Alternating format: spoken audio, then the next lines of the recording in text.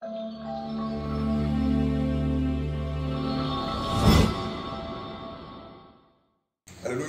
Amen. Bonjour, votre peuple de Dieu. Je sais pas quelle heure vous faites. On a encore le temps.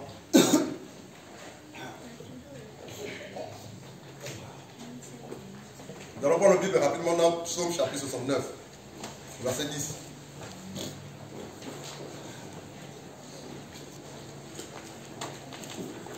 Psaume 69, le verset 10. 10 et 11. Psaume 69, 10 et 11.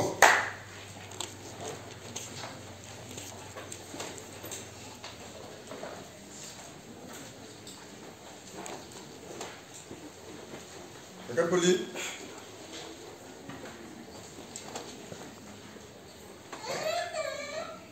Quelqu'un peut lire Psaume 69, verset 10 et 11. On peut lire, s'il vous plaît? Psaume 69, verset 10 et 11. Car le zèle de ta maison me dévore. On va écouter, même vous qui êtes dehors, écoutez s'il vous plaît. Vas-y, frère. Car le zèle de ta maison me dévore, et les outrages de ceux qui t'insultent tombent sur moi. La Bible dit, au verset 10, car le zèle de ta maison me dévore, et les outrages, les injures, les menaces de ceux qui t'insultent tombent sur moi. 11. Je verse des larmes et je jeûne. Alléluia. Et c'est ce qui m'attire, l'opprobre. Oh, l'auteur de ce psaume-là dit ceci. À nous, écoutons s'il vous plaît. Il dit, car le zèle de ta maison me dévore. Le zèle de la maison de Dieu dévore cet homme-là. C'est lui qui parle là. D'aucuns disent que c'est le psaume de David. D'autres disent que c'est le psaume d'Ézéchias. Ce n'est pas le plus important. L'auteur de ce psaume n'est pas important. Ce qui est important, c'est la parole de Dieu. Alléluia. Amen. Et il dit, l'auteur, il dit, car le zèle de ta maison me dévore. Lorsque l'on parle de zèle par la grâce de Dieu, c'est l'empressement, c'est la ferveur, c'est la force, la rapidité avec laquelle on fait quelque chose pour Dieu ou pour la gloire de Dieu. Mais écoute bien le contexte. La Bible dit, le zèle de ta maison me dévore. Ici, ce n'est plus le zèle que la personne manifestait. C'est le zèle qui émanait ou qui venait de la maison de Dieu. Quelle église? Le royaume de Dieu. Lorsque l'on parle de la maison de Dieu, il dit, le zèle de ta maison me dévore. Quelle est cette maison? C'est l'église, le corps de Christ. Quelle est cette maison? Le royaume des cieux. Et l'auteur de ce psaume dit, le zèle de ta maison me dévore. Frère, ça veut dire quoi? Que le royaume de Dieu, alléluia, communique un certain zèle à certaines personnes qui sont appelées à servir Dieu. Oui, frère. Il y a le zèle que le corps de Christ, l'église du Dieu vivant, communique à ces soldats, à ces serviteurs que nous sommes. Et ici, il dit, le zèle de ta maison me dévore. Ça veut dire quoi, dévorer? Ce n'est pas dans le sens de détruire ou tuer, non. C'est-à-dire que, aidez-moi. Ce n'est pas dans le sens de tuer ou de détruire, mais c'est dans le sens d'enflammer, de réveiller, d'allumer la personne. La Bible dit, le zèle de ta maison me dévore. La puissance du Saint-Esprit qui est dans l'église de Jésus faisait en sorte que l'auteur de ce psaume-là soit dévoré, enflammé, empressé, soit pressé à faire l'œuvre de Dieu, les choses de Dieu, pour la gloire de Dieu. Il dit, le zèle de ta maison me dévore. Frère, donc, cela ne dépend pas de toi, mais de ce que Dieu veut atteindre par ton canal. Et lorsque Dieu communique le zèle de sa maison à quelqu'un, frère, il a communiqué de tout autour de lui d'un peu d'existence. Amen. Lorsque je vois les chrétiens timides, honteux, ronfleurs, dormeurs, frère, il y a un problème de conversion. Il y a un problème de conversion. On ne peut pas être converti à Christ, Jésus-Christ de Nazareth, et rester insouciant par rapport au salut des âmes, par rapport à l'œuvre de Dieu. Et l'auteur de ce psaume dit, le zèle de ta maison me dévore, m'enflamme, m'allume, me réveille, m'excite, me pousse à l'œuvre, me pousse à travailler. En fait de moi une personne qui ne veut plus dormir et ronfler. Pourquoi? Parce que le feu qu'il y a dans l'église, la puissance de cet esprit qui dirige l'église, qui conduit l'église t'enflamme. Le zèle de ta maison me dévore. Non, tu ne peux plus être insensible aux souffrances des uns des autres. Tu ne peux plus être insensible à ce que les personnes meurent et vont en enfer sans être épargnées. Ce n'est pas possible, frère. Le zèle de ta maison me dévore. Il y a le zèle dans la maison de Dieu qu'est l'église, le royaume de Dieu. Et il dit par la suite, et les outrages, les injures, les menaces, les provocations, je sais pas qu'est-ce que c'est que outrage, le mépris, les injures, les menaces, les provocations, et les outrages de ceux qui t'insultent tombent sur moi. En fait, ce psaume concerne Jésus-Christ de Nazareth, comme le psaume 22. Il dit, ce qui c'est comme insulte, écoute bien Donald. En fait, ce gars-là, qui a été dans sa prière, le zèle de ta maison, qui est l'église, que le royaume de Dieu me défend. Alléluia. Ne me rend pas insensible, m'enflamme, m'allume, me réveille, m'excite pour que je fasse quelque chose pour ta gloire. Psaume 69, le verset 10 à 11, femme. Et il dit, ce zèle me dévore à tel point que tes insultes, écoute bien, tes menaces, tes provocations, tes outrages tombent sur moi. En fait, cet auteur-là, de cette psaume-là, s'identifie à qui? À Jésus-Christ de Nazareth. Et toutes les personnes qui s'identifient à Christ Jésus vivent, font, se comportent, agissent, s'élèvent, parlent comme Jésus-Christ de Nazareth. Ce zèle me dévore tellement que, à tel point que tes outrages, tes insultes tombent sur moi. Mais dans quelles conditions ça tombe sur lui? C'est parce qu'il s'élève, parce qu'il agit, parce qu'il travaille pour le royaume. Frère, Dieu n'a pas besoin de lâches dans son royaume. Frère, Dieu n'a pas besoin des hommes et des femmes qui ont connu Christ Jésus dans leur vie depuis des années et qui passent le temps à rétrograder matin, midi et soir. Amen. Dieu n'a pas besoin de ce genre de personnes-là. Dieu n'a pas besoin de personnes qui sont comptées depuis 2 ans, 3 ans, 4 ans, 5 ans. Mais leur vie chrétienne est sous forme de dents de scie. Ce sont des hommes irrésolus, des hommes inconstants. Des hommes qui avancent et qui reculent, qui passent le temps à aller manger leur vomi. Ces hommes, ces catégories de hommes, Dieu les appelle des chiens. Dieu les appelle des chiens. Le chien est retourné sur ce qu'il a vomi. Frère, mais la Bible dit que le zèle de ma maison, la maison de Dieu dévorait cet homme-là. Le rendait enflammé, allumé, pour Dieu, pour le royaume de Dieu, pour les choses de Dieu, pour le salut des âmes. Pour pouvoir les âmes être enfantées, pour la formation des disciples, pour le fait d'arracher les âmes du feu de l'enfer. Il dit, ton zèle me dévore à tel point que je m'identifie à toi. À tel point que les hommes et les femmes qui sont identifiés à Christ Jésus, frère, ils ne vivent plus pour eux. Qu'ils ne mangent pas, ce n'est pas leur problème. Qui ne travaillent pas, ce n'est pas leur problème. Qu'ils soient vêtus ou non vêtus, véritablement, ce n'est pas leur problème. Eux, ce qui les intéresse, c'est quoi? C'est de faire ce pourquoi Dieu les a appelés. Et les hommes et les femmes qui font ce pourquoi Dieu les a appelés, Dieu prend soin d'eux. Tout à l'heure là, mon ami me disait, mais comment tu es les gars en veste? Je lui dis, après combien de minutes que j'ai porté une veste? Tu es témoin. Tu connais le début de cette histoire, la vraie ou faux. Tu connais le début de cette œuvre, la vraie ou faux. Après combien de temps j'ai porté une veste ici? Lorsqu'on a commencé cette œuvre-là par la grâce de Dieu, tu connaissais le nombre de pantalons qu'il y avait vrai ou faux. Tu connaissais le nombre de choses qu'il y avait vrai ou faux. Tu peux me connaître le pantalon. Tu as dit, mais tiens, je veux le même pantalon, vrai ou faux. Mais lorsqu'il me l'a dit, tu as vrai. Je dis, mon ami, après combien de temps? C'est Dieu qui récompense. Les hommes et les femmes qui œuvrent pour Dieu jour et nuit ne rien pas ce qu'ils portent ou à leurs besoins. Mais Dieu prend soin d'eux autant comme Dieu pourvoira. Frère, je ne sers pas Dieu pour les récompenses. Je ne sers pas Dieu pour les vestes. Je ne sers pas Dieu pour les biens matériels. Je sers Dieu pour que les hommes soient sauvés, pour que les hommes soient glorifiés. Et Dieu connaît. Et Dieu me bénit, me bénira davantage. Amen. Il dit, le zèle de ta maison me dévore. Où sont ces hommes et ces femmes qui sont dévorés par le zèle de Dieu? Le zèle de la maison de Dieu. Le zèle du royaume des cieux. Et ceux qui sont dans le royaume des cieux, il y a un zèle qui les accompagne, qui les anime. Frère, ce zèle-là ne peut te rendre insensible. Ce zèle peut te donner la possibilité de ronfler matin, midi et soir. Revois ta relation avec Dieu. Revois ta conversion avec Dieu. Nous avons un problème de conversion, Willy. Nous avons un problème de conversion. On n'est pas convertis pour la plupart. On est religieux. La plupart sont païens. Tu es païen, frère.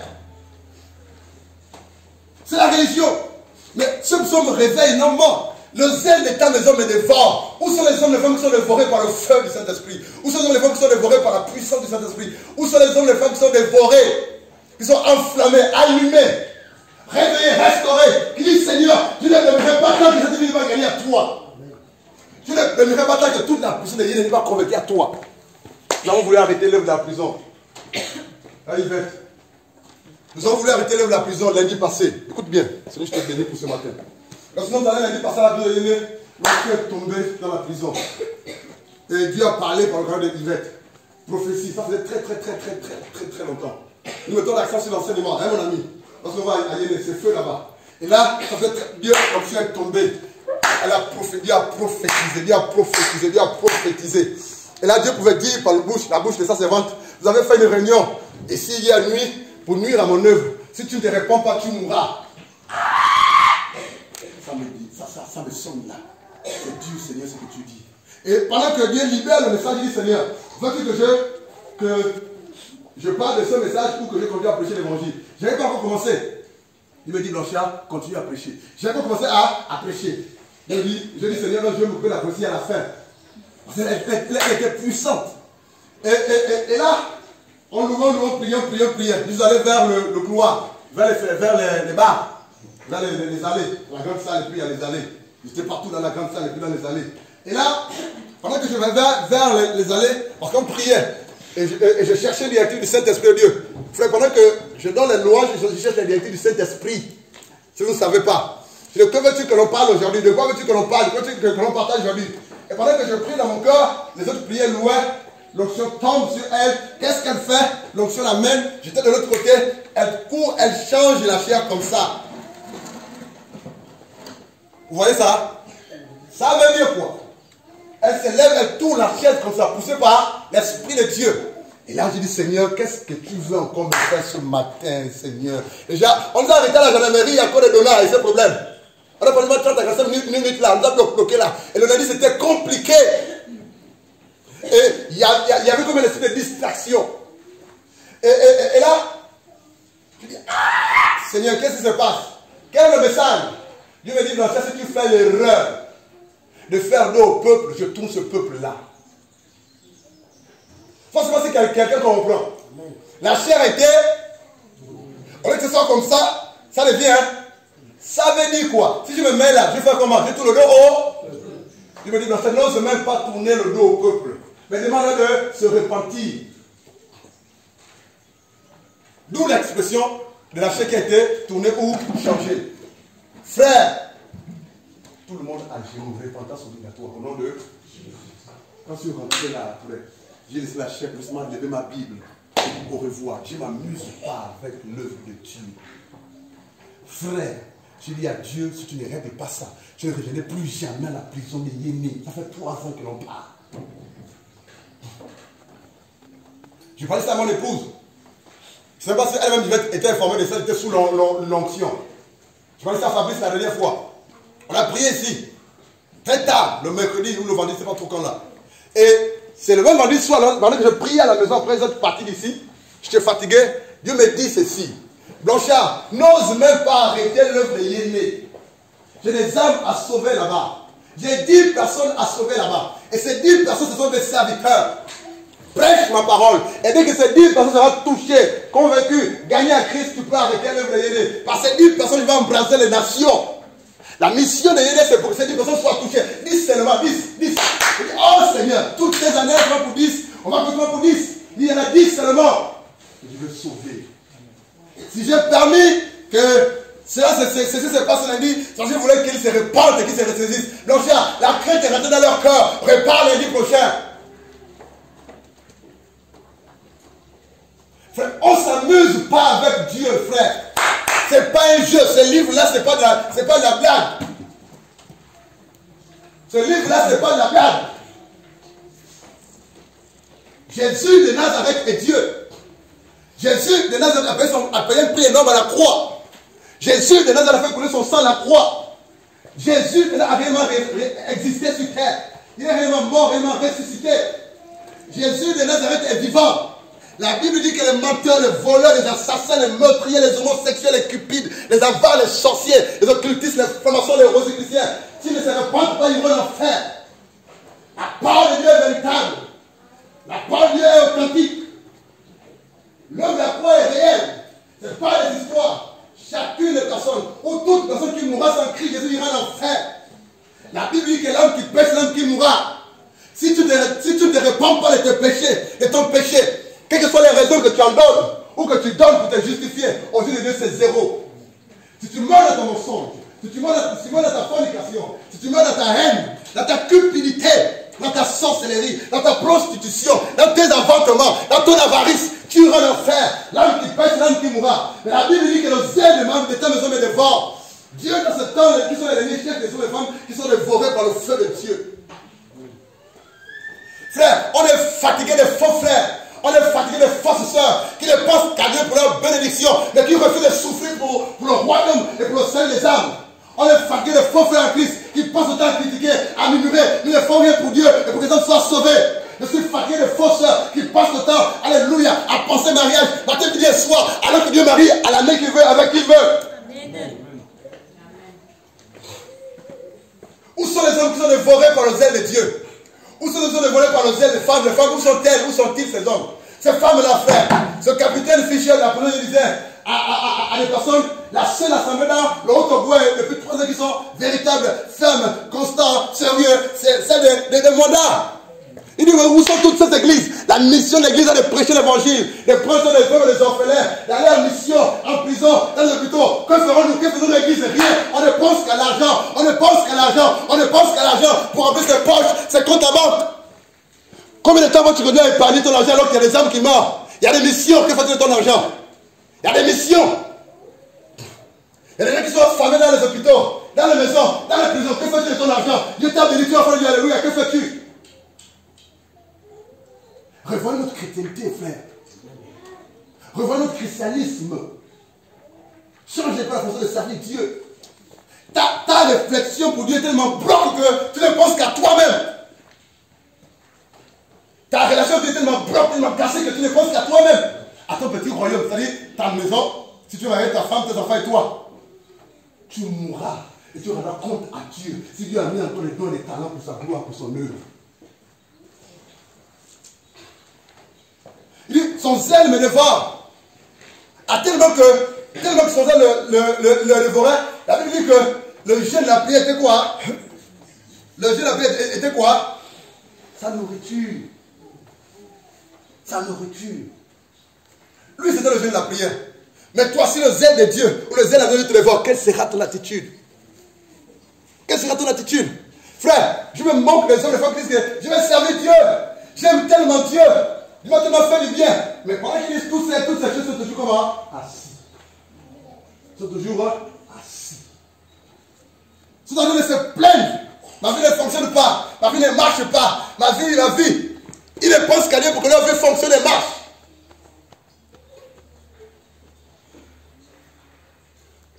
Ils ont un problème, on doit se repentir.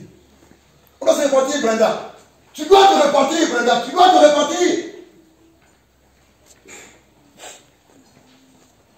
Le cœur de l'homme. Le cœur de l'homme. Le cœur de l'homme, frère. Le cœur de Dieu pleure. Parce qu'il est attristé. Tous les jours, Dieu nous remplit. Tous les jours, Dieu nous remplit de son amour, de sa parole, de son feu, de sa présence. Mais qu'est-ce qu'on fait de cela? Le cœur de Dieu pleure. Le cœur de Dieu gémit. Le cœur de Dieu pleure. Pourquoi? On a près de 2 ans, 3 ans, 4 ans, Dieu te croit, Dieu te remplit, Dieu t'a béni, Dieu t'a restauré. Mais tu ne penses que la bénédiction. Tu passes le temps à entretenir la bénédiction au lieu d'entretenir la relation avec celui qui t'a béni. Dieu t'a béni, il t'a donné des enfants, il t'a donné un enfant, il t'a donné un travail, il t'a donné une famille, une situation. Mais qu'est-ce que tu en fais? Tu passes le temps à entretenir cette bénédiction ou cette bénédiction au lieu de entretenir la relation que Dieu a avec toi. Où sont ces hommes, où sont ces femmes, Seigneur Jésus? Où sont ces hommes qui sont enflammés, allumés? Où sont ces hommes qui disent, Seigneur, je ne vivrai pas tant que tu n'agiras pas. Je ne ferai rien tant que tu ne te lèveras pas. Je ne ferai pas ceci, je ne ferai pas cela. Où sont ces hommes qui prennent des résolutions pour dire, Seigneur, toi avec moi, pour toujours, pour l'éternité, dis-moi ce que tu veux que je fasse. Où sont ces hommes? Où sont ces femmes? Quel est le christianisme que tu as reçu? Quel est l'évangile que tu as reçu? L'évangile consiste à dire que sois béni. Et c'est tout. Et pour toi, être béni, c'est pour avoir du travail. Et l'argent, un travail, un compte bien garni. Elles vont rester ces choses-là. Elles vont rester, ton compte en banque va rester, les autres vont se battre pour cela. Il y a une dame qui vient me voir à l'orphelinat. Frère Blanchard, mon mari est mort. La semaine dernière, vous la connaissez cette dame-là. Mon mari est mort. Mon mari est mort. Tout l'argent est bloqué dans le compte. Je n'arrive pas à nourrir les enfants. Je n'arrive pas, les enfants, ça remonte la semaine dernière. Les enfants ne sont pas scolarisés. Il y a beaucoup d'argent qui est resté en banque. Tout est bloqué. Frère Blanchard, tu connais cette personne. Appelle-le pour qu'il ait 40 conciliations. Oui, je connais cette personne. Oui, je vais l'appeler. Ça ne dépend pas de moi. Je ne suis pas un décanteur de situation. C'est ton péché qui te rattrape, femme. C'est ton péché qui te rattrape, femme. Ce jour-là, tu m'as dit, chez toi, ce jour-là, tu m'as dit, tu me fatigues certainement. Ce jour, tu m'avais dit, femme, rappelle-toi, tu me l'avais dit ce jour-là. Ce Blanchard est trop dur. Un an après, on ne s'appelait plus. Elle a fui l'assemblée. Un an après, elle réapparaît à l'orphelinat pour me dire, je vais de toi la pleurer. Je vais l'appeler devant toi. Que tu ne penses pas, Jésus, de te rendre un service. Il me dit, c'est pas possible, il ne peut rien faire. Et j'ai dit à cette femme-là, écoutez bien, vous les femmes mariées, sur le point de marier, parents de connaissance et de sagesse.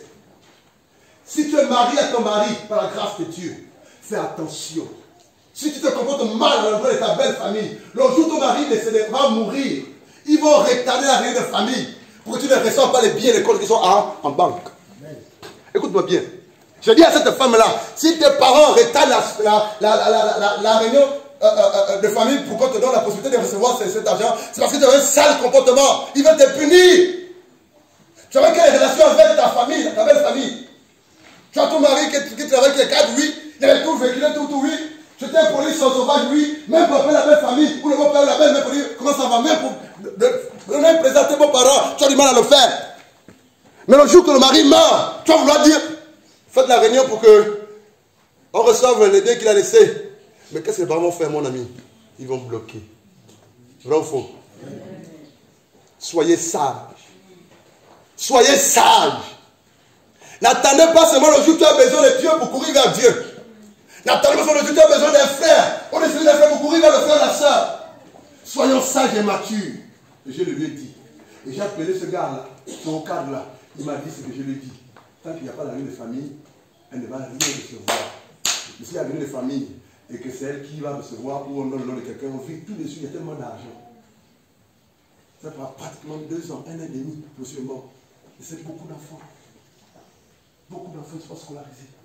Même pour repartir au village, il a du mal. Parce qu'il n'y avait pas de relation avec les beaux parents. Frère,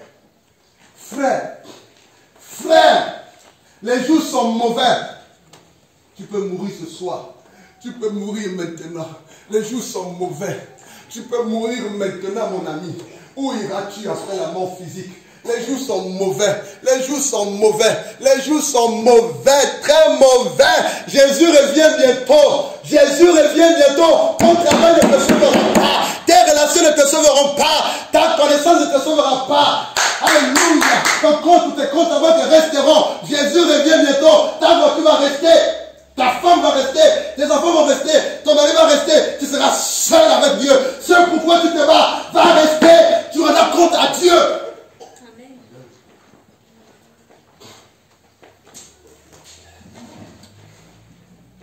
Ramène-moi l'autre chair, celle est gaspillée, l'autre chair. L'autre chair, à partir de la demande, ramène-moi l'autre chair, celle est gaspillée. Où passeras-tu ton éternité? Où passeras-tu ton éternité? Tu cours pour les choses inutiles. Tu accordes l'importance des choses inutiles. Tu accordes plus l'intérêt des choses inutiles. Inutiles. Tu as le temps pour tout sauf pour Dieu. Et pour sa parole et pour son œuvre. Tu as le temps pour tout. Tu passes le temps à prier, à gêner pour les choses matérielles qui vont rester. Jeûne un peu pour le salut des âmes. Jeûne un peu pour le salut des âmes. Ton père, s'il te plaît, habite-toi convenablement. Jeûne un peu pour le salut de ton âme. Jeûne un peu pour ça des âmes les uns des autres. Jeûne un peu, porte un peu le sac et la cendre pour que les âmes soient sauvées. Prie-toi pour lui manger de boire. Seigneur, je prends un jeûne à sec pour que telle âme, tel village, tel peuple soit sauvé. Jeûne un peu pour le salut des âmes. Arrête de jeûner pour toi-même. Égoïste. Amen.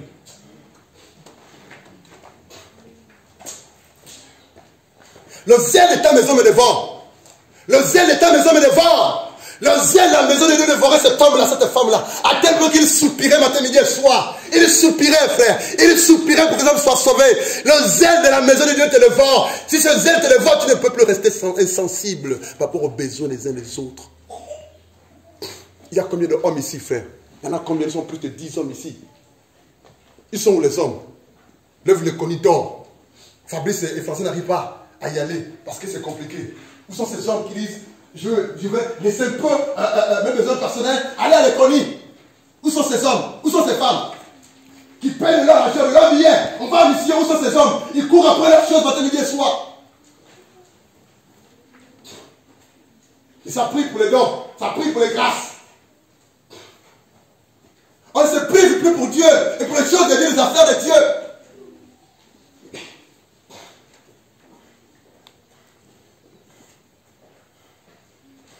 Seigneur, sauve-nous.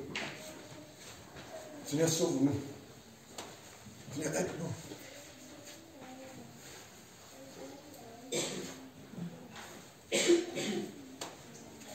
2 Timothée chapitre 3.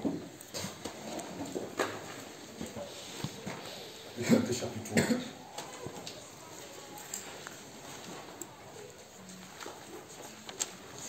Viens partir verset 1 jusqu'au 5, s'il te plaît. On court le temps. 2 Timothée 3. 2 Timothée 3. Femme, les cours, le temps court, les presque 10 heures. Mais dans les derniers jours, il surviendra des temps fâcheux. 2. Car les hommes seront égoïstes, avares, mentards, hautains, outrageux, désobéissants à leurs parents, ingrats, sans piété. 3. Sans affection naturelle, implacables, calomniateurs, incontinents, cruels, n'aimant pas le bien. La Bible dit au verset 1 de 2 Timothée, écoutez bien frère, c'est la parole de Dieu. Sachons que dans les derniers temps, dans les derniers jours, nous sommes dans ces jours-là, qui sont les derniers. Et si tu comprends ce passage, tu comprends que c'est la vérité, c'est la parole de Dieu. La Bible dit, par la grâce de Dieu au verset 1, sachons que dans les derniers temps, les derniers jours, il y aura des temps difficiles. Est-ce que nous ne vivons pas les temps difficiles, frère? Non, dites-moi. Est-ce que nous ne vivons pas les temps difficiles, frère? Vous allez voir les filles qui sont complètement nues dehors. Vous allez voir les pères de famille qui sont homosexuels. Allez-y leur dire à ces autorités, à ces hommes et ces femmes qui prennent pour l'homosexualité. Écoutez bien, s'ils meurent sans se repentir, ils vont en enfer. La Bible dit que les homosexuels n'héritent pas le royaume des cieux. Qu'ils soient présidents, ministres ou sénateurs, il faut noter ça. Si tu meurs homosexuel, tu es dans un feu qui ne s'arrête pas. Que tu sois ministre ou sénateur ou président, si tu es lesbienne, si tu meurs sans te repentir, tu vas en enfer. Et c'est ça les derniers temps, c'est ça les derniers jours. Tout est paganisé, tout est à l'envers. C'est ça les derniers temps. Les jeunes filles sont impolies, elles passent le temps habillées en sexy. Tu viens dans la présence de Dieu avec une jupe sexy, il faut la mettre dehors. Amen. Est-ce que tu m'écoutes?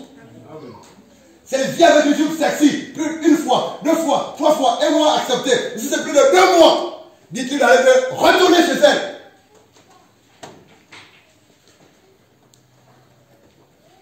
On ne respecte plus Dieu, on ne respecte plus la parole de Dieu. Tu t'habilles avec les seins dehors.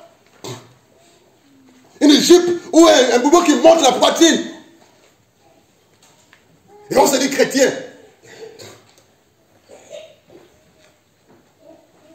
Mais quand on prie pour que Dieu agisse, on prie pour que Dieu fasse du bien. Les derniers jours, c'est ça les temps difficiles. La Bible dit au verset 2, car les hommes seront quoi? Égoïstes. Ne pense qu'à soi, à sa maison, à son mari, à sa femme, à ses intérêts personnels. Mais il est chrétien, hein? Il est, entre guillemets. Elle ne pense qu'à sa maison, à ses enfants, à ses biens. Mais elle ne l'est pas, il ne l'est pas. Un enfant de Dieu né de nouveau pense aux choses du royaume, les intérêts du royaume. Jésus de Nazareth est en avant. Il prendra soin de toi. Je ne dis pas qu'il ne faut pas travailler. Je ne dis pas qu'il ne faut pas investir. Je ne dis pas qu'il ne faut pas se marier. Non, faisons ces choses. Mais tout en mettant Christ en... C'est ça l'évangile. Il dit, les hommes égoïstes seront égoïstes. Amis de quoi? Amis de quoi? Amis de quoi? Il y a des hommes à qui Dieu a béni financièrement, des femmes dans le secteur qui Dieu a béni financièrement, mais sont insensibles, insouciants par rapport à l'œuvre. Ils attendent qu'on les appelle pour leur demander de l'argent. Je ne t'appellerai pas. Amen.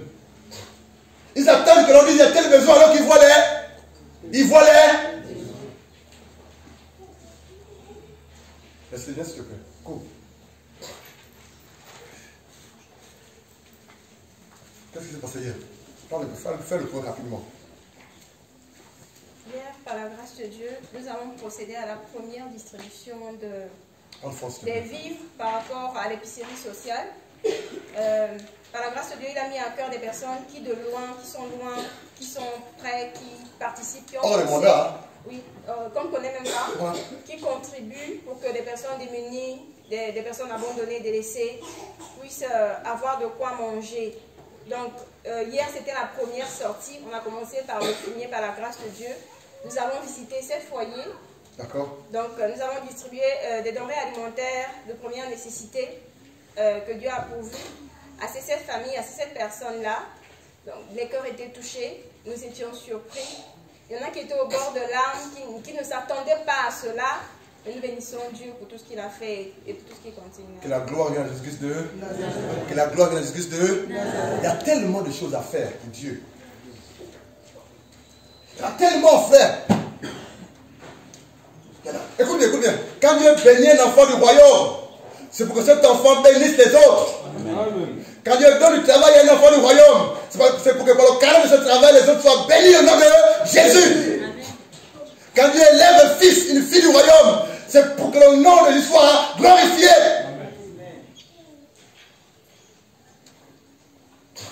Quand Dieu donne des talents aux fils, aux filles du royaume, c'est pour que les fonctionnaires du Seigneur ou les païens bénéficient la guérison de ces dons, la délivrance de ces dons, au nom de Jésus. Ta petite bénédiction, c'est pour toi-même. Elle va s'arrêter là.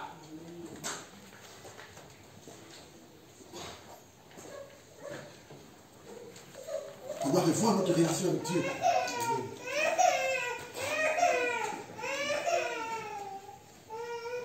Jésus revient. Tu es attaché à ta maison, tu es attaché à ton travail, tu es attaché à tes biens, tu es attaché à ta femme, tu es attaché à ton mari, tu es attaché à tes enfants. Ça va rester.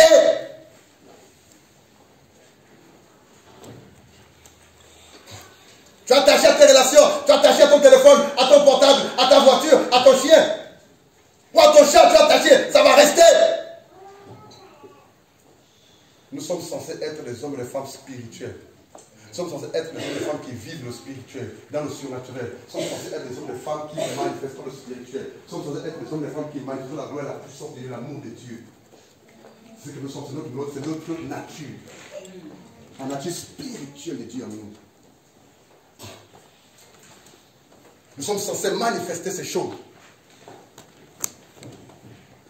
Il dit, quand les hommes seront égoïstes, amis de l'argent, amis de l'argent.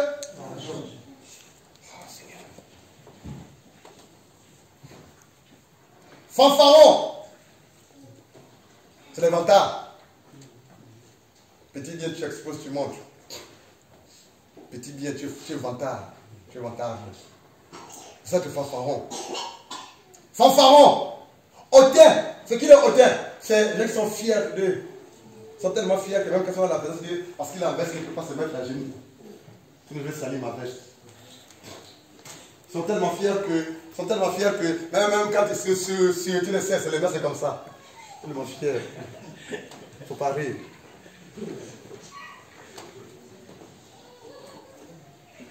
Ils sont tellement fiers que même depuis qu'il y a un WhatsApp, tout ce qu'ils mangent, ils diffusent. Petite souris diffuse dans WhatsApp. Quoi? Petite jupe diffuse dans WhatsApp. Toute votre vie exposée là, hein? WhatsApp, tu as un problème. Tu t'exposes au monde. Tu as un problème. Et c'est les chrétiens qui font ça. Les chrétiens. Maintenant même, elle est chrétienne, elle prend la photo, mais c'est toute la poitrine qui est dehors. Elle est dit chrétienne, c'est une païenne.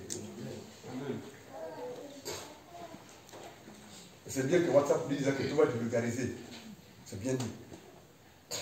Il dit, hautain, fier. C'est quoi être hautain? C'est être fier de soi. Or, un enfant de Dieu ne doit pas être fier de soi. C'est quoi un hautain? C'est du dédain. C'est du dédain. Hautain, blasphémateur. Blasphémer. Faire des propos injurieux à l'endroit de Dieu, la parole de Dieu, la personne de Jésus de Nazareth. Rebelle. Alors, rebelle alors, c'est le temps de la fin. Regardez nos enfants qui sont là. Nombre d'entre eux sont impolis, sont rebelles. Tu dis à un enfant ne fais pas ça, je vais faire. Tu parles à un enfant, papa te parle, tu parles papa en marchant. Oui, papa, j'ai compris. Oui, papa, je te botte. Tu parles à ta fille, ma fille, oui, ne fais plus ça, toi si tu me fatigues. Tu es dans ma maison. C'est moi qui te paie l'eau. C'est moi qui te paie le courant. C'est moi qui te nourris. C'est moi qui te scolarise. Tu veux venir faire les coques, les chefs chez moi. Les coques chez moi, les chefs chez moi. Je te fous à la porte. Et mes enfants savent ça. Chez moi, j'ai dit, il n'y a pas de téléphone pour mes enfants jusqu'à classe de terminale. Chez moi, un enfant, pas de moi, ma maison, ma famille, vont les plus mes enfants. Mes enfants n'ont pas trop de téléphone. Peut-être jusqu'en première. Jusqu'en classe de première. Mais il y a la fille de mon beau-père qui venait avec un téléphone, alors qu'elle savait que chez moi, il n'y a pas de téléphone. On a confisqué le téléphone. Elle a fait des crises. Gens pour nous faire céder, pour nous séduire. Son père a appelé, sa mère a appelé. Chez moi, c'est ma boubou Blanchard qui est chef. Pas les téléphones à mes enfants. Si elle veut le téléphone, elle repart chez son père, elle aura le téléphone à gogo là-bas. L'enfant devient insoumis aux parents, impoli, sauvage et rebelle. Et les parents cèdent. Vous pensez qu'aimer un enfant, c'est de mettre tout ce qu'il demande, tout ce qu'il veut, vous le rendez impoli. Vous succombez aux besoins des enfants, aux caprices des enfants. Pas besoin aux caprices des enfants. Je t'aime mon enfant. Un enfant de 5 ans, 6 ans, un téléphone Android. 7 ans, 8 ans, téléphone Android. Pour faire quoi? Il va dans le Facebook, il va dans les films pornographiques. Et c'est les parents qui réagissent comme ça. Et quand on leur dit non, Blanchard est trop dur. Tu es trop dur, Blanchard. Tu n'as pas l'amour. Qu'est-ce que tu appelles l'amour? Manifeste ce genre d'amour à tes enfants, ils vont en enfer. Et toi, tu n'arriveras pas à les suivre parce que tu es responsable de leur vie. Tu ne te réponds pas. Lorsqu'on regarde les enfants des païens et les enfants des soi-disant chrétiens, il n'y a pas de différence. Les enfants des païens s'habillent, les filles, en collant serré. Les enfants des chrétiens s'habillent en collant serré. Et ça vient d'assembler comme ça. Même quand je regarde la façon dont les femmes des chrétiens, les frères s'habillent. Le frère est bien couvert, mais sa femme est mal couverte. Et tu la laisses venir, tu la regardes pas quand elle s'habille. Les boubous avec des dentelles. On a un problème de conversion.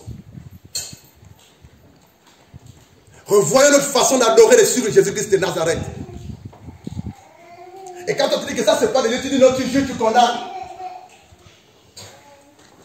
Mais comment voudrez-vous que le diable nous respecte? Attends. Comment veux-tu que le diable te respecte? Comment veux-tu que les autorités de la ville te respectent? Comment veux-tu que les démons te respectent?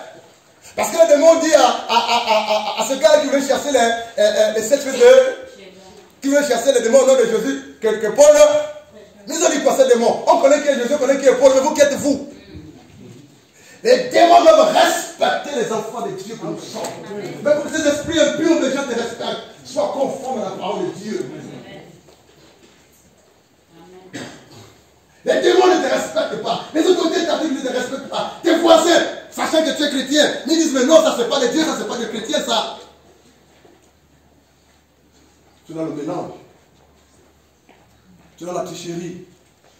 Tu es dans la fornication. Tu es dans les mots sont compliqués le français là.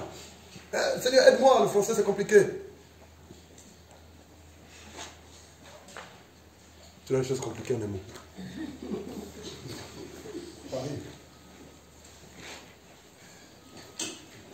Rebelles à leurs parents. Frères, enfants, écoutez-moi, vous qui êtes là, tous les enfants tant que vous êtes.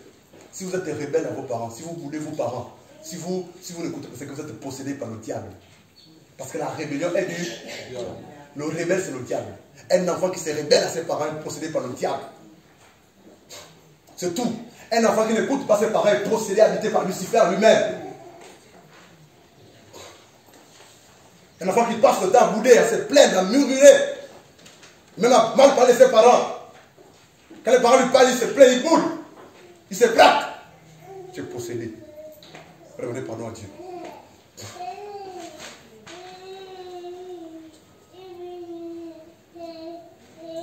religieux, insensibles, déloyaux. Il n'y a plus de loyauté dans la vie des frères et sœurs dans le Seigneur. Loyal envers Dieu d'abord.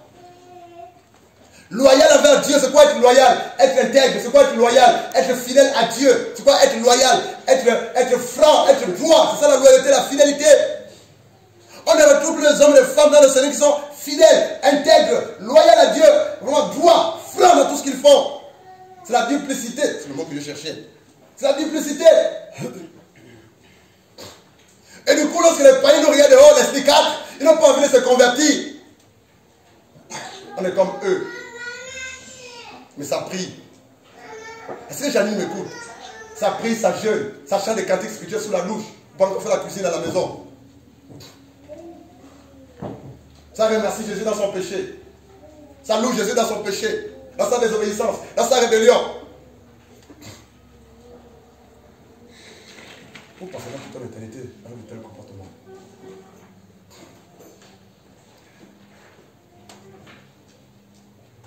Tu passes le temps à charger les hommes comme si c'était des sous-vêtements que tu changeais. Tu n'es pas fatigué? Ton intimité, femme, ton intimité. Ton intimité, préserve ça pour l'homme que Dieu va envoyer t'épouser, quel que soit ton âge avancé. Alléluia. Ton intimité, ton intimité. Ton intimité, préserve ça pour l'homme que Dieu a choisi avant la fondation du monde pour toi. Il est en chemin, il est en route. Même si il tarde, la Bible dit que la promesse arrivera.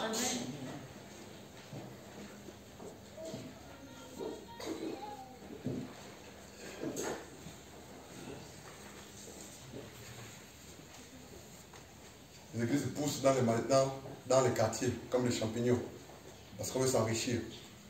On veut remplir nos bâtiments d'église avec des péchés qui sont bons pour l'enfer depuis des années. On n'a pas l'amour de sauver des âmes. On n'a pas l'amour de voir les âmes être sauvées. Qu'est-ce qu'on fait? On ouvre les églises parce qu'on veut juste s'enrichir. Le bâtiment être rempli. On prêche tout le temps sur les mêmes choses, la prospérité, la prospérité, la prospérité, les bénédictions, les bénédictions, les bénédictions.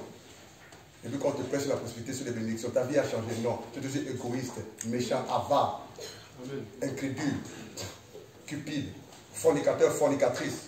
Tu es toujours dans ces choses-là. C'est la même Bible qu'on lit, c'est ça. Et c'est quelque chose bien, c'est que tu regardes les messages à la télé, à la radio, dans ton téléphone, en assemblée, dans la Bible. Mais tu regardes les prédications, tu écoutes les prédications, tu lis la Bible, mais tu ne changes toujours pas. Amen. On a un problème, frère.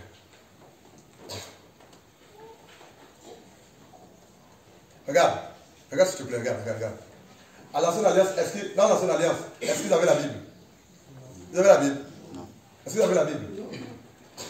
Mais regarde, écoute un peu le message que les prédicateurs prêchaient. Regarde le message que les prophètes prêchaient. Un gars comme Jérémie, un gars comme Ézéchiel. Allez-y lire. Ils étaient catégoriques. Un gars comme Noé. La Bible dit que c'est un homme intègre. Il prêchait quoi? La justice. C'est un homme de justice. Donc il avait au rôle de l'injustice et du péché. Ils étaient tellement radicaux. Ils étaient tellement radicaux pour ne pas dire qu'il était radical, Noé.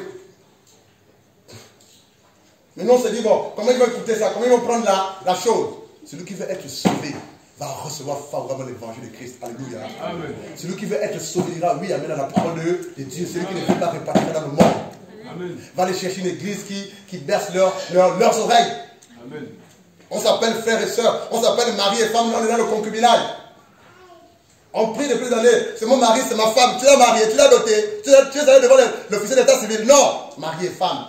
Vous êtes copain et copine comme les jeunes filles du lycée.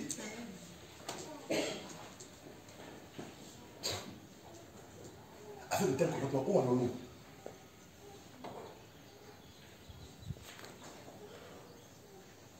Frère, les temps sont mauvais. Les temps sont mauvais. Le diable redouble des efforts. Le diable est en train d'amasser au maximum. Le diable est en train de ramener les frères et sœurs du Seigneur au maximum dans le monde. La séduction gagne le terrain. Le péché n'en parlons plus. Mais qu'est-ce que toi et moi nous faisons? Nous qui sommes éclairés.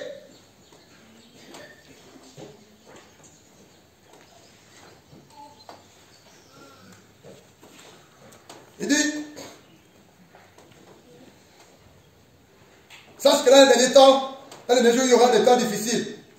Quand les hommes seront égoïstes, amis de l'argent, favorants, hautains, blasphémateurs, rebelles, à leurs parents, ingrats, irréligieux, insensibles, déloyaux. Ils ne sont même plus reconnaissants envers Dieu et envers les frères et les sœurs à qui Dieu leur fait du bien. Le manque de reconnaissance gagne les cœurs des frères et sœurs dans le Seigneur, le corps de Christ. On n'est pas reconnaissant envers Dieu, on n'est pas reconnaissant envers ce que Dieu fait. Par regarder certaines personnes, c'est ça être déloyal, calomniateur, intempérant, manque de maîtrise de soi, cruel, ennemi des gens de bien, traite, verset 4, emporté, enflé d'orgueil, aimant le plaisir plus que... C'est pas ça qui me dérange.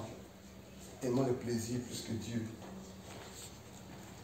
Est-ce que quand tu es dans la présence de Dieu, tu as du plaisir dans la présence de Dieu?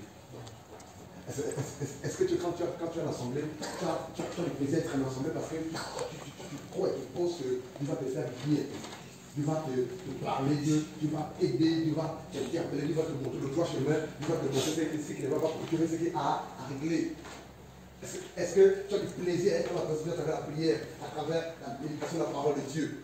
Ou bien tu as seulement du plaisir à aller au travail parce qu'à la fin du mois tu auras un salaire. Tu as du plaisir à aller au bar parce que tu dois réduire ton instrument de verre alcoolisé. Tu as du plaisir à t'habiller de manière sexy. Tu as du plaisir à regarder la télévision. Tu as du plaisir à te masturber. Tu as du plaisir à murmurer, à critiquer.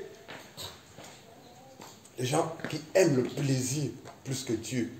Frère, il y a un tel plaisir dans la présence de Dieu, à soupirer, à pleurer dans la présence de ton Père. Seigneur, je veux voir ça. Seigneur, transforme mon cœur. Seigneur, je suis avare, je suis cupide. Seigneur, je n'arrive pas à prendre du temps dans ta présence, même pour 15 minutes de prière. Seigneur, aide-moi. Seigneur, tu t'enfermes, frère.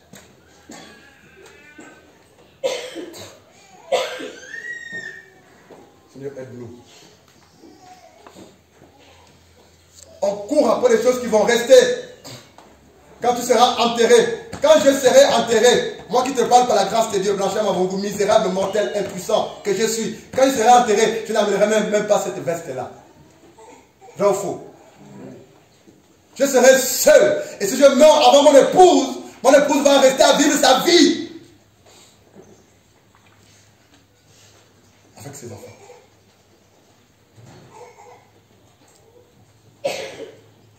Travaillons pour notre salut d'abord, avec crainte et tremblement.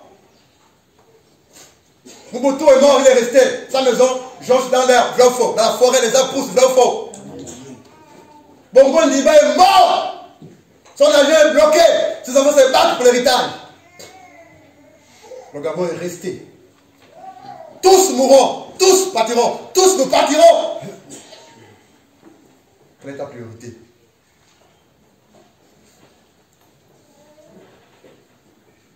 Dieu veut que tu te réveilles ce matin.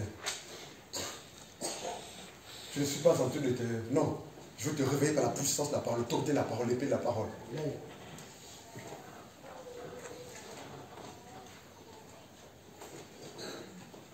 Tu t'es zélé pour Dieu il y a quelques jours en arrière. Tu t'es régulier dans la présence de Dieu. Chez toi, tu priais. Tu méditais. Tu étais sur le terrain. Tu priais pour l'œuvre, tu priais pour l'église, tu priais pour la nation, tu priais pour les nations. Tu priais pour les couples, tu priais pour les frères, tu priais pour les jeunes frères, les jeunes convertis. Maintenant, tu as dans ta tête, tu n'as que la pensée du travail, travail, salaire, travail.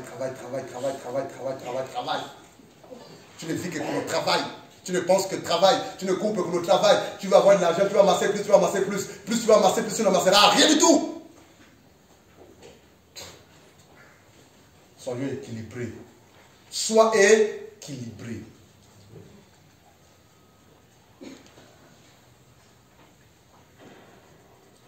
C'est chaud là, n'est-ce pas? Ça chauffe. Surtout ton père.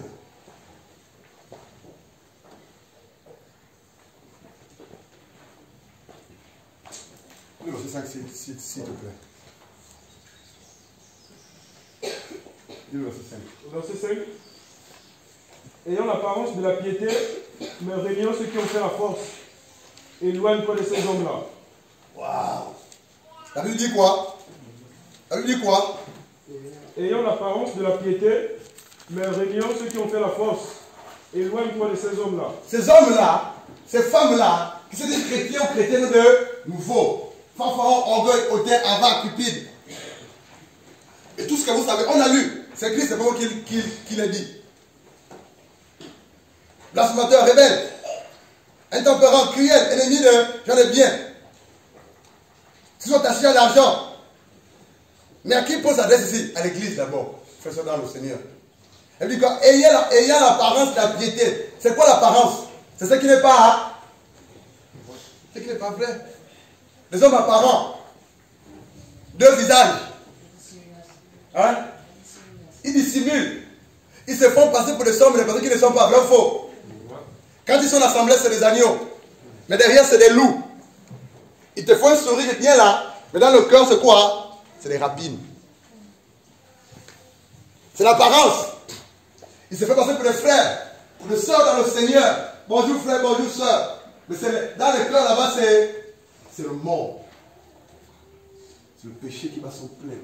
Mais ça fait comme le temps qu'il prie, mon ami. Je te dis. Cet homme-là, ça fait 2 ans, 3 ans, 4 ans, 5 ans qu'il prie. Il n'y a pas de transformation dans son cœur. C'est qui le problème? C'est Dieu. Si, c'est Dieu le problème. Parce que c'est à lui de nous transformer. N'est-ce pas, les amis? C'est pas Dieu, c'est moi. Même quand Dieu met tout en place pour qu'on soit changé, qu'est-ce qu'on fait? On refuse. Ils ont l'apparence de la piété. C'est quoi la piété? C'est l'amour. La piété, c'est l'amour de Dieu. La piété, c'est la loyauté pour Dieu. Ils ont l'apparence de la piété, ils ont l'apparence de l'amour. Oh, on prie tous le même Dieu. On est tous présents dans le Seigneur. Mais dans la vérité, c'est une piété qui est fausse, qui est apparente. L'apparence de la piété, l'apparence de l'amour, l'apparence de la fidélité pour Dieu avec Dieu, l'apparence de la loyauté avec Dieu et frères dans le Seigneur. C'est une apparence. Mais Dieu dit quoi? Ayant l'apparence de la piété, ayant l'apparence de la piété, c'est où ça? C'est quel passage encore de moi? La page. Ayant l'apparence de la piété, 2 Timothée combien? 3. On va bouger ma Bible, en fait. Ayant l'apparence de la piété, mais régnant ce qui en fait la force. Qu'est-ce qui en fait la force des frères et des sœurs dans le Seigneur? Qu'est-ce qui en fait la force des chrétiens nés de nouveau? C'est Jésus-Christ de Nazareth, la parole de Dieu. Le Saint-Esprit de Dieu. C'est la parole de Dieu qui fait la force, le poteau, le pilier, la parole de Dieu. Sans la parole de Dieu qui est ce livre-là, on ne peut pas bénéficier du salut de Dieu, des bienfaits de Dieu, de la protection de Dieu. Mais ce qu'il faut montrer, l'apparence de la piété, régner la force, régner la parole de Dieu, régner la sainteté de Dieu, régner la fidélité, la parole de Dieu, la puissance de la parole de Dieu. Ils ont l'apparence de la piété. Et les hommes et les femmes qui sont dans le Seigneur, que l'apparence ou l'apparence de la piété, c'est les personnes qui sont à raisonner, à se plaindre, à couper.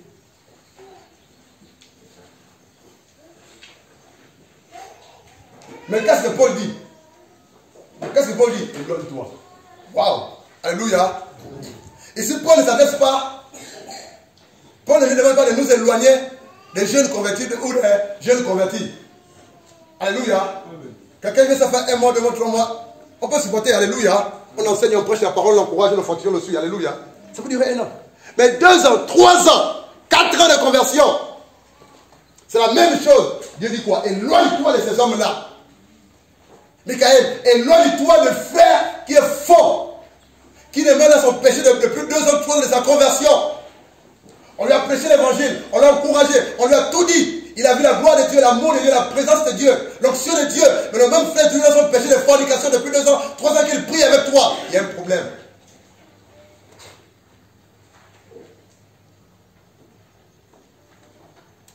Ça chauffe là.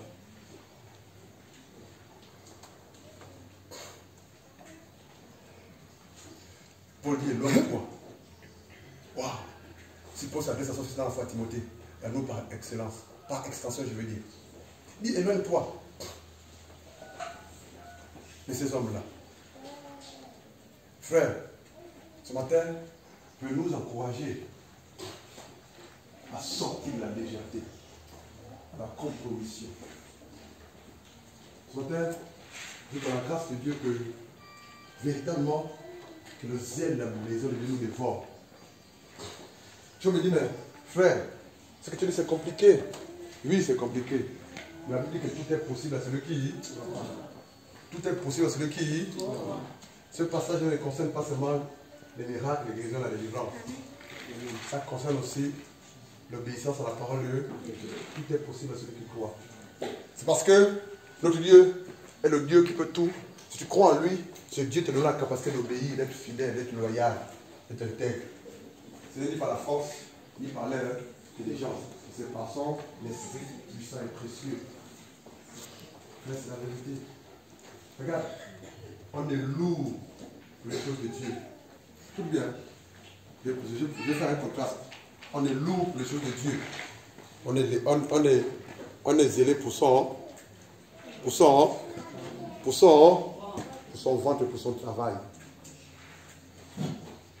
Frère, quelle que soit la fatigue que tu auras, vrai ou faux, sauf si c'est une maladie qui te terrasse, tu ne vas plus marcher. Quelle que soit la fatigue que tu auras, vrai ou faux, tu as demain au travail, amen ou pas amen. Ensuite, tu honnête, dis amen. Amen. Non, il ne faut pas sourire. Quelle que soit la fatigue que tu auras demain, ou ce matin, demain matin, frère, tu auras au travail, vrai ou faux, là. Quels que soient les problèmes que tu auras demain, ce soir, cette nuit ou ce soir, demain matin, sauf si c'est une maladie qui te terrasse, tu n'auras plus à marcher. Les hommes sont tellement zélés pour les choses qui vont rester et pour les choses du royaume. Là, je m'adresse au chrétien que nous sommes. On se prive, on se sacrifie pour le ventre. On se prive, on se sacrifie pour le travail. On se prive, on se sacrifie pour les choses de la terre. On se prive, on se sacrifie pour les choses qui vont rester. Oui, sacrifions aussi pour ces choses-là, c'est bien. Mais sacrifions davantage pour Dieu et pour l'œuvre de Dieu. C'est ça. C'est qui est prioritaire. Même quand il n'y a pas de taxi, on va à pied au travail. Amen ou pas amen? Ou bien on va voir le voisin. Là où il faut. Faites-moi 1000 francs la fin, moi je veux te... Là où il faut. Qui a fait ça? Qui a fait souvent? Parce qu'on va aller au... Ou bien tu marches. Parfois mon épouse marche de Bellevue. À l'époque on était où? À derrière la préfecture. Quand il n'y a pas de taxi, mon épouse, elle est là. Elle marche de Bellevue. Pardon, qu'est-ce que je dis? De derrière la préfecture jusqu'au coup d'aller de il n'y a pas de taxi. Elle veut aller où? Au travail. Parce qu'elle doit voir son chef doit la voir. Elle doit voir son salaire à la fin du... Mais parfois, pour marcher à la préfecture jusqu'ici, quand il y a réunion, elle dit je suis fatigué. C'est ça le cœur de l'homme. Quand le chef t'appelle pour te dire il y a un travail, oui, comment? J'ai besoin de toi. Cours. Tu cours, vrai ou faux? Mais quand un frère, une seule église t'appelle pour dire qu'il y a un travail, il y a une mission, où il y a des malades à aller payer la nuit à 4 heures. Frère, je suis fatigué, j'ai tout travaillé toute la nuit, appelle tel frère, telle soeur. Toi, regarde la balance. Regarde là, balance, jauge. Je n'ai pas un problème avec toi, mon ami. J'ai un problème avec le diable et le péché. Alléluia. Nous allons terminer dans Actes chapitre 9. Acte 9, allons-y. Que Dieu soit béni. Que ceux qui ont les oreilles écoutent ce que l'Esprit dit à l'église. Acte 9.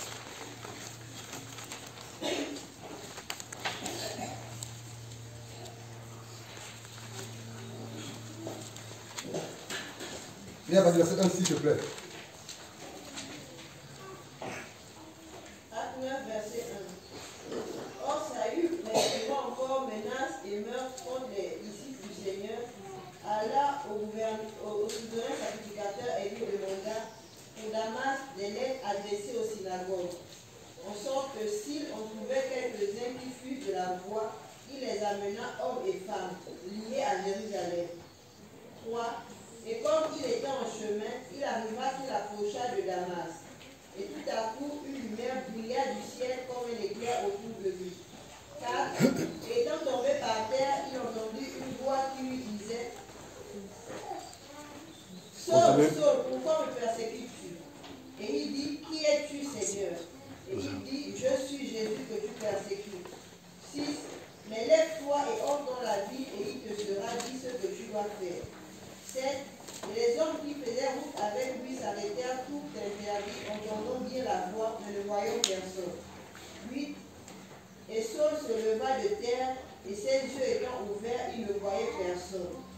Et le conduisant par la main, ils l'emmenèrent à Damas.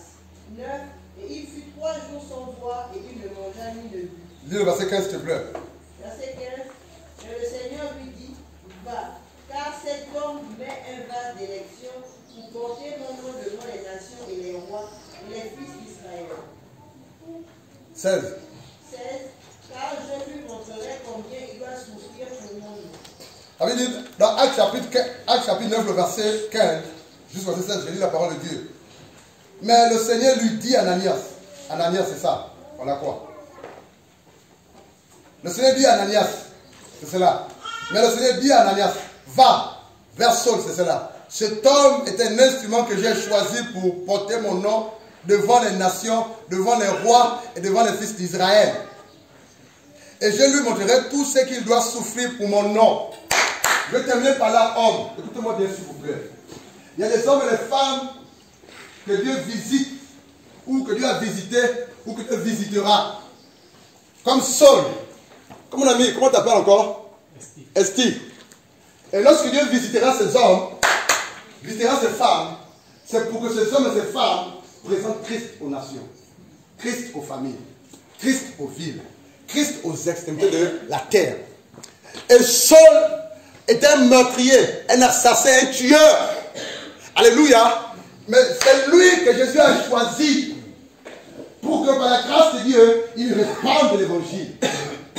Pour qu'il diffuse l'évangile. Pour qu'il propage l'évangile. Un ex-meurtrier, un ex-assassin, un ex-tueur. Mais Dieu a changé son histoire. Dieu a transformé son cœur. Et par la grâce de ce jour-là, pendant qu'il partait pour arrêter les chrétiens de notre ville, de l'autre côté, Jésus le visite en route. La Bible dit qu'il a vu une lumière qui a jailli des cieux. Et de cette lumière, il a écouté une voix, Saul, Saul, Saul, pourquoi me persécutes-tu? Qui es-tu, Seigneur? Je suis Jésus-Christ de Nazareth que tu persécutes. Il te sera difficile, dur, compliqué de lutter contre les aiguillons. Et c'est alors que il rentre dans cette ville tout aveugle. Il était aveugle. Il ne voyait plus. Avec clin d'œil, il a perdu la vue. Il y a des hommes, des femmes, écoute bien, il y a des hommes et des femmes dans le Seigneur que Dieu rendra aveugles physiquement, pour qu'ils voient spirituellement. Dieu te rendra un moment aveugle physiquement pour que ta vue spirituelle soit restaurée. Il a fallu que Paul devienne aveugle physiquement pour que sa vue spirituelle soit restaurée, guérie, restaurée, guérie. Et c'est alors que par la grâce de Dieu, il a fait 3 jours, je crois, était aveugle. Mais Dieu suscite un de ses amis les plus proches. Jésus a des amis sur terre. Mais ce ne sont pas tous les amis de Jésus qui vont être connus mondialement. Ananias est un ami de Jésus. Dieu ne peut pas donner telle mission à quelqu'un s'il n'y a plus de relation véritable avec lui. Et Dieu dit à Ananias, c'est-à-dire Jésus, va dans cette rue, va voir tel homme. C'est mon instrument. Va prier pour lui, pour qu'il recouvre la vue. Il y a des hommes et des femmes qui doivent prier pour les uns et les autres pour que leurs yeux spirituels soient ouverts. Pourquoi? Parce que le monde, le péché, doit oublier. Et c'était la mission d'Ananias. Priez pour qu'il recouvre la vue spirituelle. Physique d'abord et spirituelle. Priez pour qu'il rentre dans son ministère. Et la Bible dit qu'Ananias est allé vers cet homme. Et c'est alors qu'Ananias dit à Paul, et à nous par extension. Ananias dit à Paul et à nous par extension. Mais le Seigneur lui dit, va, car cet homme-là est un instrument que j'ai choisi. Il y a des hommes et des femmes dans cette ville. Il y a des hommes et des femmes qui sont assis là. Il y a des personnes qui sont assises qui sont des instruments de Dieu. Pour la gloire de Dieu. Ce matin, je veux te dire pour conclure que tu es un instrument de Dieu. Dieu veut se servir de toi qui est son instrument. Qui est son vase, son instrument, qui est son outre. Dieu veut se servir de toi. Comme il a fait avec Paul, comme il a fait avec Ézéchiel, comme il a fait avec Jérémie, comme il a fait avec Tabitha, comme il a fait avec Ruth, Séphora, Déborah. Dieu veut que tu sois son instrument. Mais pour que tu sois l'instrument de Dieu, il faudrait que tu acceptes le préalable l'appel que Dieu t'adresse, te donne. Et Dieu a parlé à Paul. Pendant qu'il a dit Ananias, va. Et Dieu dit à Paul, regarde Ananias, cet homme-là c'est mon instrument. Dieu continue à se chercher des instruments, c'est pas fini. Tant que la terre ne sera pas détruite par le feu, Dieu cherchera toujours des instruments pour sa gloire. Je sais pas si tu peux comprendre ça. Et cet instrument, c'est toi. C'est moi. C'est nous, frère. Dieu se cherche des instruments. Dieu se cherche des hommes et des femmes. Dieu se cherche des hommes et des femmes. Dieu se cherche des instruments. Dieu se cherche des instruments. Dieu se cherche des hommes et des femmes qui vont répondre à l'appel. Dieu se cherche des hommes et des femmes qui vont répondre à l'appel. Dieu se cherche des hommes et des femmes qui vont souffrir pour son nom, souffrir pour le royaume, pour que les hommes soient sauvés. C'est toi, c'est moi, c'est nous ces instruments. Dieu se cherche des hommes et des femmes qui vont répondre à l'appel de Dieu. Dieu se cherche des hommes et des femmes qui vont se mettre à côté. Dieu se cherche des hommes et des femmes qui vont plus avoir l'importance, l'intérêt pour le monde et pour les choses du monde. Dieu se cherche. C'est toi, c'est moi. Dieu se cherche des hommes et des femmes qui vont souffrir pour lui. Il a dit à Paul, pendant qu'on est dans l'Alliance, cet homme-là souffrira pour quoi? Ma gloire. Frère, il y a des hommes et des femmes qui vont souffrir pour Jésus-Christ de Nazareth et pour le royaume de Dieu. Pendant que les autres se réjouissent dans le Seigneur, toi tu fais quoi? Tu souffres, tu pleures, tu gémis, tu jeûnes, tu es dans les missions, tu es dans l'évangélisation, tu es dans les pleurs. Pendant que les autres chrétiens, frères, sont dans le Seigneur, se réjouissent, mange matin, midi, soir, Dieu veut que tu te prives, que tu jeûnes, que tu pleures, que tu gémisses dans le secret. Tu souffres pour lui. C'est pas tout le monde, frère, dans le Seigneur. Oh, alléluia, Seigneur. C'est pas tout le monde dans le Seigneur qui doit. On doit être pareil, frère. Il y a des hommes qui doivent pleurer. Il y a des hommes qui doivent souffrir comme Paul. Il y a des femmes qui doivent vêtir les gens comme Tabitha. Il y a des femmes qui doivent vêtir les autres comme Tabitha. Il y a des femmes comme Déborah qui doivent accompagner les autres en mission. Il y a des femmes comme Ruth qui doivent abandonner leur pays, qui doivent abandonner leur bien, qui doivent abandonner leur ville pour suivre les personnes qui ont ni sens. Parce que derrière, il y a Dieu, la main de Dieu. Il y a des hommes et des femmes qui doivent souffrir. Nous refusons le mot souffrance. Donc ça fait partie de la foi chrétienne.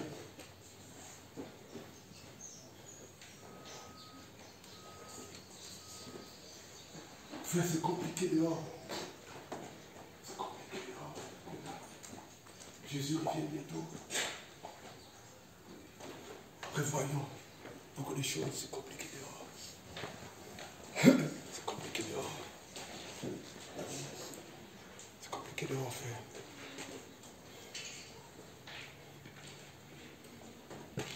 Seigneur, Seigneur ta grâce.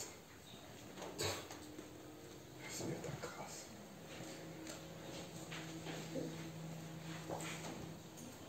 Nous en toi, ne peux rien faire, Seigneur. Alléluia. Merci de ta grâce, Seigneur.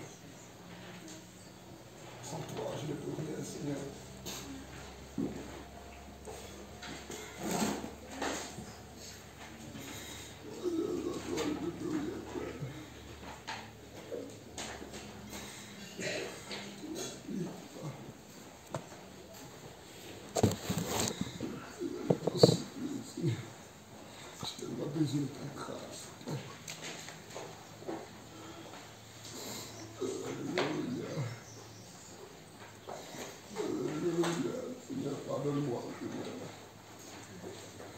Pardonne-nous, Seigneur. Alléluia.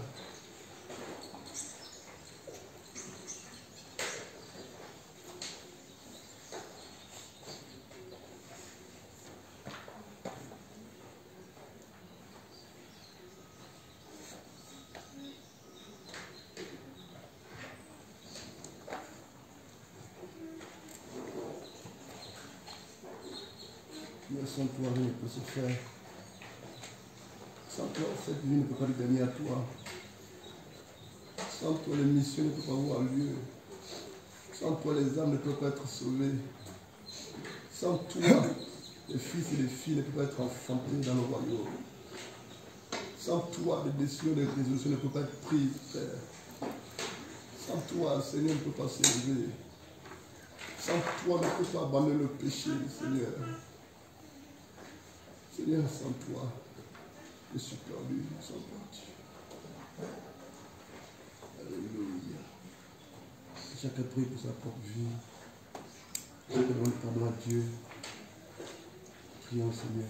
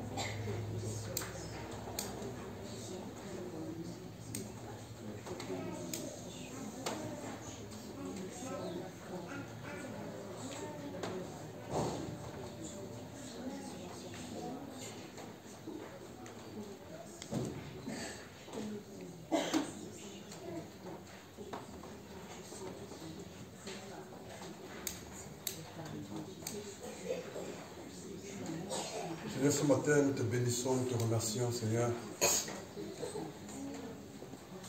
Nous te bénissons, nous te remercions pour ta présence, pour ta parole. Ta parole est un marteau qui brise le roc. Ta parole est un marteau puissant qui brise le roc. Ce matin, Seigneur, tu veux parler à quelqu'un, tu as parlé à quelqu'un, à moi le premier, Seigneur. Parce que je ne suis pas exempt de ce qui a été dit ce matin. Au contraire, c'est à moi d'abord que tu as parlé, que tu parles en premier, Père. Je bénis pour nos cœurs. Pour nos cœurs, je te bénis pour nos cœurs, Seigneur. Je te bénis pour nos cœurs, Seigneur, que tu appelles, que tu fais du bien, Seigneur. Que cette parole, Père, trouve un cœur fatigué, un cœur disposé.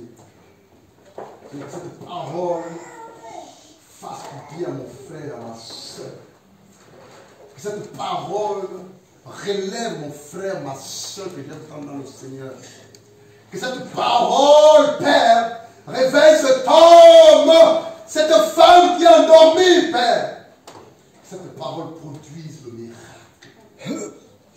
Que cette parole, Père, lui donne du zèle, pas un zèle amer. Que cette parole, Père, alléluia, fasse enfanter. Au nom de Jésus. Que cette parole soit comme le feu qui vient d'en haut pour embraser, pour allumer. Père, ta parole est du feu. Ta parole est comme du feu. Alléluia. C'est que cette parole soit accompagnée de ton esprit pour nous faire du bien. La puissance du Saint-Esprit de Dieu. C'est que cette parole réveille. Cette parole convainc. Cette parole, Père, te fasse du bien. Cette parole justifie. Cette parole interpelle. Cette parole pousse. Cette parole sauve. Cette parole guérisse. Cette parole délivre les âmes. Au nom de Jésus. Et je m'adresse à toi, esprit de distraction. Je m'adresse à toi, esprit de rébellion. Je m'adresse à toi, esprit qui veut voler ma parole et faire montrer à cet homme et à cette femme que je ne l'aime pas. Ta mission est finie dans la vie de mon frère et de ma soeur. Seigneur, nous prions ce matin que nous nous soumettons à toi d'abord et à ta parole. Tu es la parole faite chair. De ce matin, nous avons parlé que de toi et de toi seul. Nous avons parlé de ta maison qui nous dévore. Nous avons parlé de la loyauté. Nous avons parlé de l'amour, Père. Nous avons parlé de la faim, Seigneur. Alléluia. C'est qui caractérise cette faim, Seigneur. Aide mon frère. Aide ma soeur à revenir sur le droit chemin. en esprit et en vérité. Aide mon frère, aide ma soeur à revoir ce qui est prioritaire pour lui et pour le royaume. Sois élevé, sois magnifié, sois exalté. C'est au nom de Jésus qu'on a prié. Amen. Amen.